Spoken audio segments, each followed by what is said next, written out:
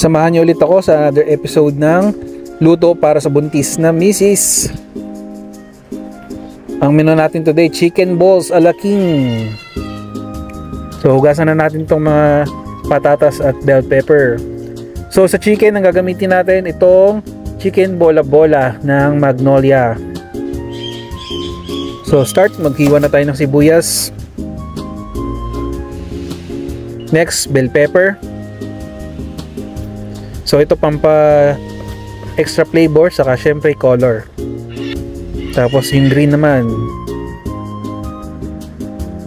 Then patatas. Balatan natin tapos hiwain. I-dice lang natin siya. Wala kasi akong carrots, so ito yung ginamit ko. Next natin, corn. Wala tayong nasa inikan, so ito lang available natin. Pwede na to. Corn in a cob. Hiwain na lang natin. Ayan. Tapos nga, pwede na tayo magluto. So sa pan, kumuha ng mantika. I-prito na natin itong chicken bola-bola. Yan. Tapos balik na rin natin. Yan, makikita nyo brown na siya. Then kapag medyo okay na, pwede na natin tanggalin. Set aside muna natin. After nyan, doon sa pinagprituhan, lagay na natin yung sibuyas. Diyan na rin natin igigisa yan. Tapos next natin, bell pepper. Yan. Tapos mix na rin natin yung patatas. So itong ginagawa natin ay sauce ng alaking. Yan. Pero hindi natin tinipid. Next is itong corn. Yan. So pampasarap lalo to, pampatamis. So medyo ano to, masahog na sauce. So lamang yung sahog kesa sa sauce. So next na natin dyan, butter. Yan, pampa dinamnam. Lagyan natin ng 2 tablespoon. Then haluin natin. Hayaan lang natin mag-absorb yung butter sa mismong mga gulay.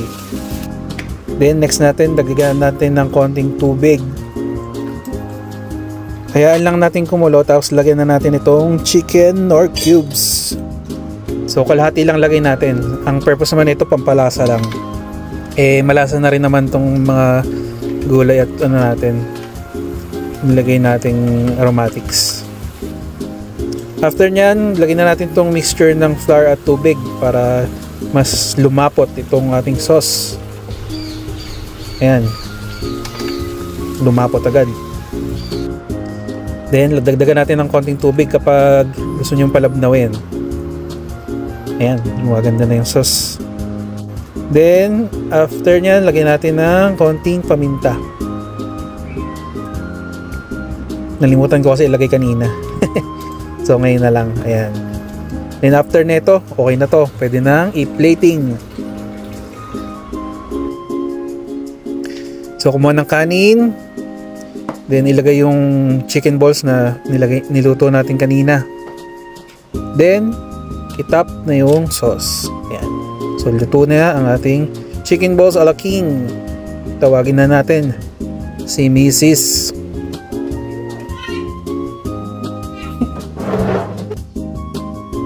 So amuin muna and then first bite. Okay daw. Second bite. And ayan, pasado na naman sa ating misis. So ubos. Simut sarap. Approve. So ayun lang. Sunod ulit. Bye bye.